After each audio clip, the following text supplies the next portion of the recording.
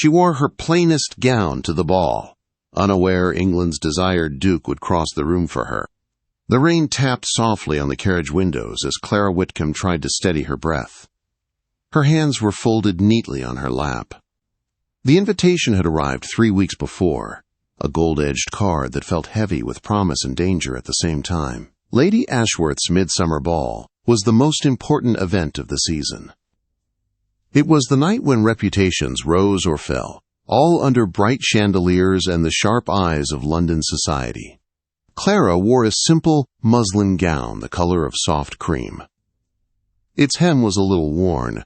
Its cloth had been mended many times. Her mother had sewn it before illness took her, and Clara had repaired it with her own hands over the years. There was no lace on the neckline, no ribbon at her waist. She looked almost like a shadow in a place meant for glitter and display.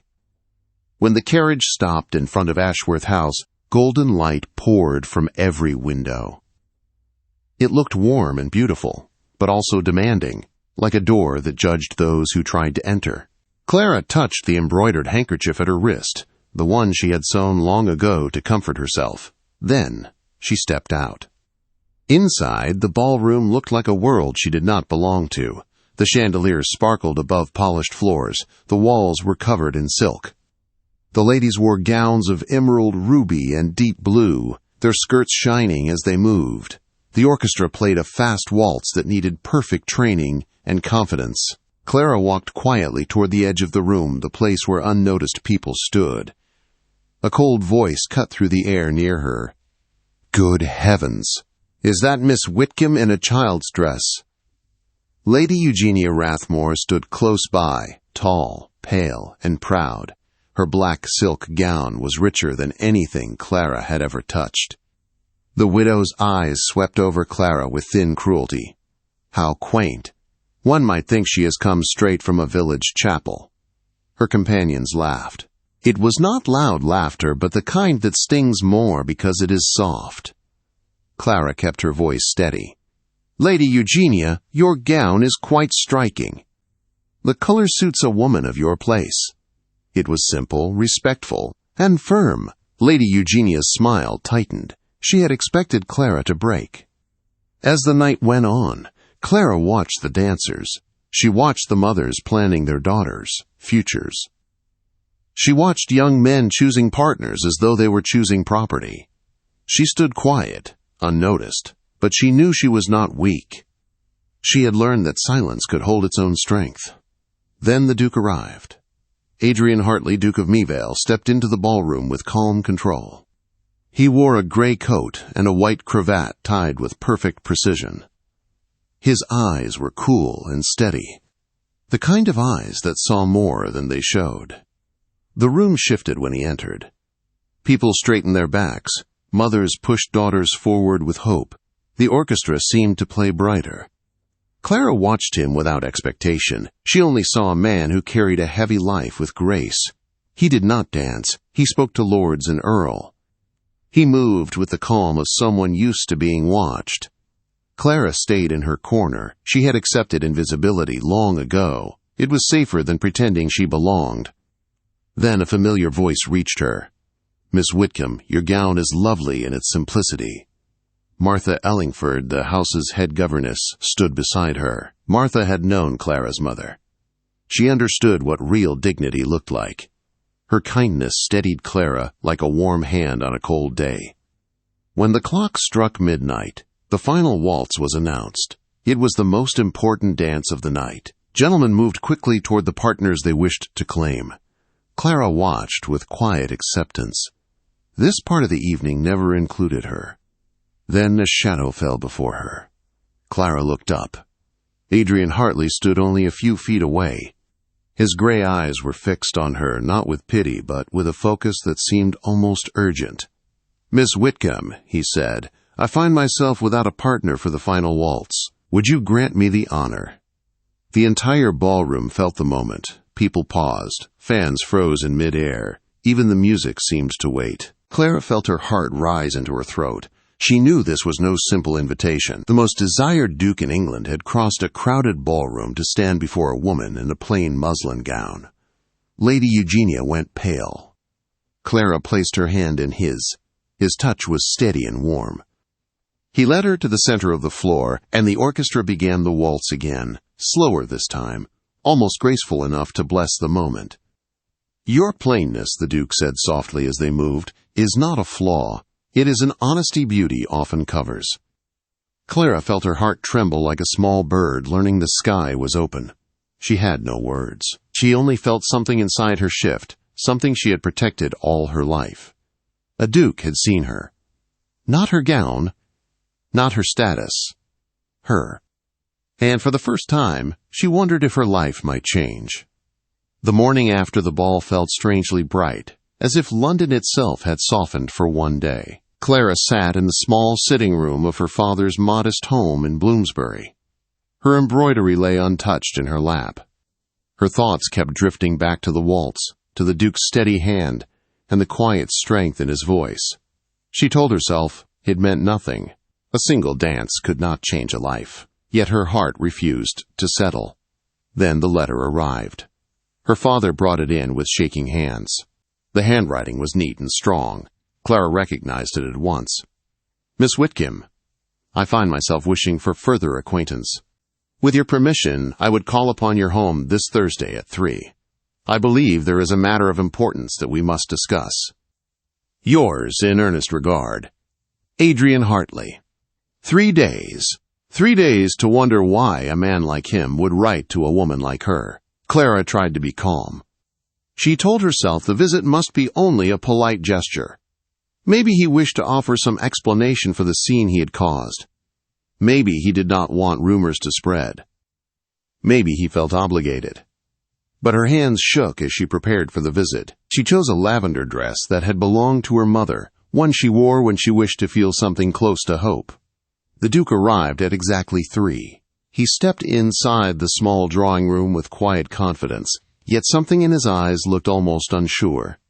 He bowed to her father. "Professor Witkim, thank you for allowing my visit. I wish to speak with your daughter regarding a matter that concerns her well-being and my own peace of mind." Her father looked troubled, but also strangely hopeful. He left them alone. Clara and the Duke stood facing each other in the gentle afternoon light. The room was small and simple, yet he did not seem out of place. Instead, he looked as if he accepted the space fully, as if grand rooms and fine halls meant little compared to this moment. "I owe you an explanation," Adrien said. "My choice at the ball was not a sudden impulse. I did not ask you to dance because the room expected it. I did so because I could not stay silent any longer." Clara felt her breath catch. "Your Grace, you only just met me." He shook his head gently. "No, Miss Witkim, I have noticed you before." He told her that he had seen her at 3 different gatherings. At a musical, where she listened with real emotion rather than show. At a garden party, where she spoke kindly to a servant's children. At a public lecture, where she asked a thoughtful question that revealed her intelligence. In those moments, he said, he had understood something important about her. She did not try to impress anyone. She did not hide behind empty manners. She simply lived with truth. In a world that asks women to be decoration, he said, you chose to be substance. Clara felt something warm grow inside her chest, something she had buried long ago. Your Grace, she whispered, you speak as if I needed defense. You never needed defense, he said, stepping closer. You simply deserve to be seen. Weeks followed, each one filled with long conversations, thoughtful walks, and quiet understanding. Adrien visited often. They spoke about books, science, and the unfair ways society judged those with less wealth or position. Clara found that he listened to her with real interest, never to correct her, never to shape her into someone else. One afternoon, while walking through the British Museum, he stopped in front of a statue of Athena. Do you ever feel, he asked, like the world has forced you into a role, and you must perform it every day instead of living your true self? Every day, Clara said softly. I am the poor professor's daughter. I am the girl in the plain dress. I am the woman with no dowry. Sometimes I fear I have become only those things. He turned to her fully. I see the woman beneath those roles, and I find myself wanting to know her for the rest of my life." Those words settled deep inside Clara, warm and frightening at the same time. But London society was not blind. Rumors spread fast, carried by those who wished to protect the Duke from what they called a mistake. Letters arrived at Clara's home. Cruel letters. Her father read them with trembling hands. The Dagger Duchess, Adrien's aunt, used her influence to warn him. She believed Clara had trapped him, that her plainness was a trick to win sympathy. The morning her father told her, Clara felt something inside her crack. She had always known society judged her, but she had not expected it to turn her kindness into something ugly. That evening, the Duke arrived at her door without warning. His eyes held anger, not at her but at the lies being told.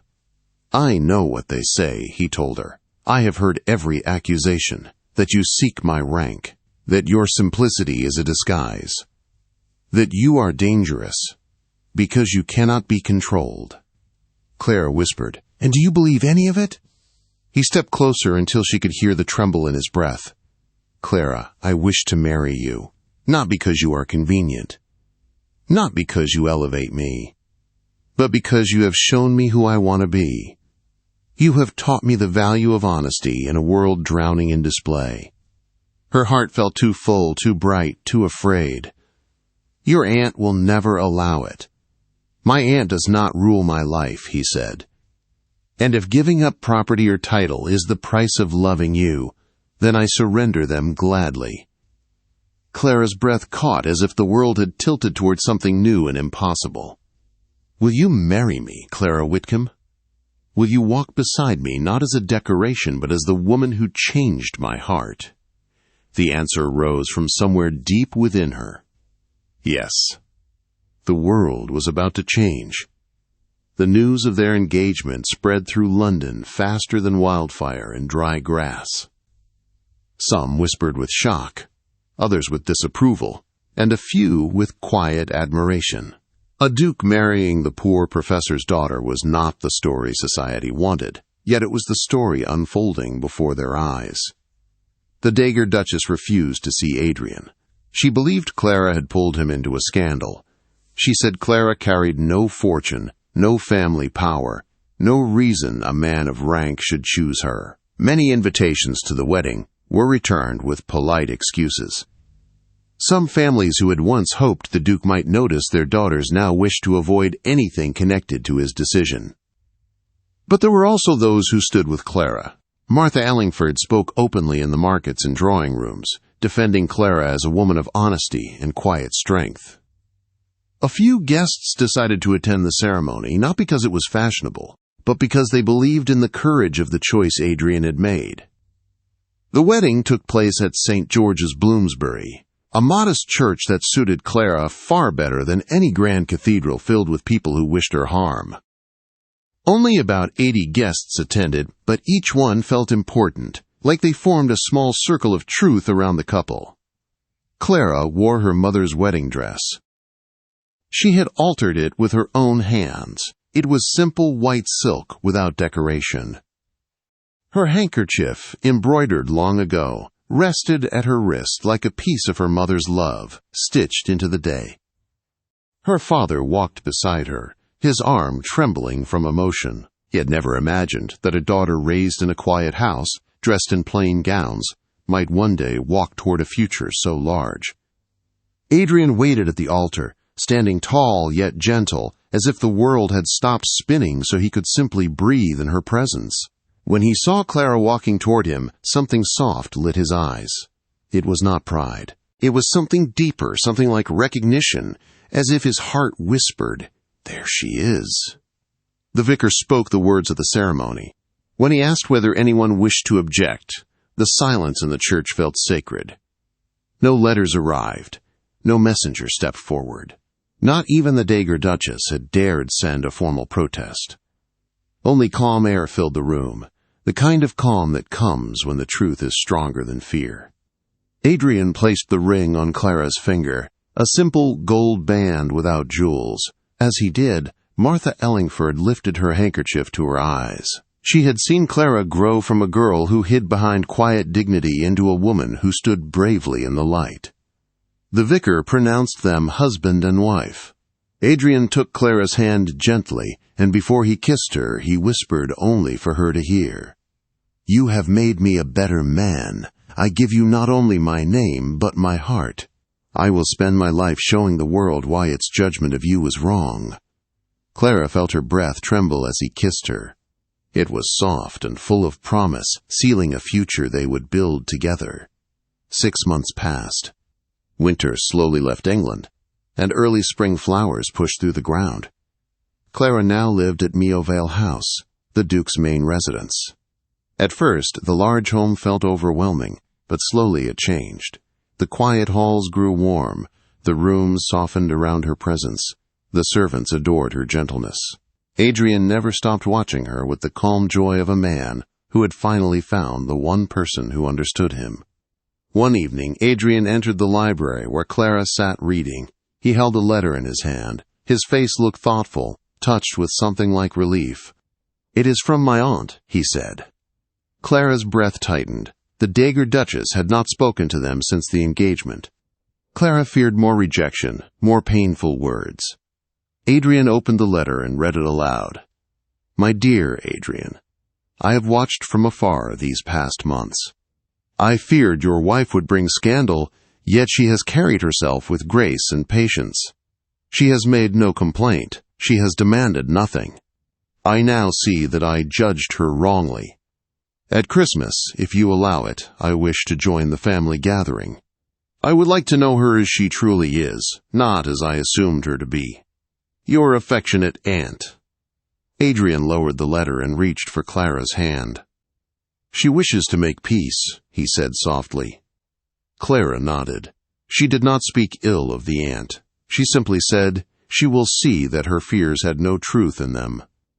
Adrien touched her cheek with gentle pride. "She will see a woman of rare goodness, as I did." Clara leaned her head onto his shoulder. The window beside them stood open, letting in the scent of early spring. Outside, small wildflowers colored the garden. They were simple blossoms, pale and unassuming, yet strong enough to change the whole landscape. Clara understood then that her plainness had never been something to hide. It was the quiet strength that had drawn Adrien to her. It was the part of her that refused to bow to a world ruled by wealth and show. She had not become extraordinary because a duke chose her. A duke had chosen her because she had always been extraordinary.